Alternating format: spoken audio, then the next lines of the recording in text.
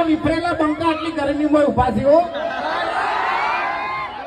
આ સપોર્ટતા કહેવાય, પ્રેમ કહેવાય અમારા ચાહકોનો. એટલે એવું નહીં વાઘા એક જ મિનિટ જંગ જોમે કે રંગ જોમે પણ જો આ બંકાની એન્ટ્રી થાય ને તો આખો માહોલ જોમે લ્યા શું કેવું ખરેખર માહોલ જોમાડી દીધો, માહોલ ગરમ કરી દીધો.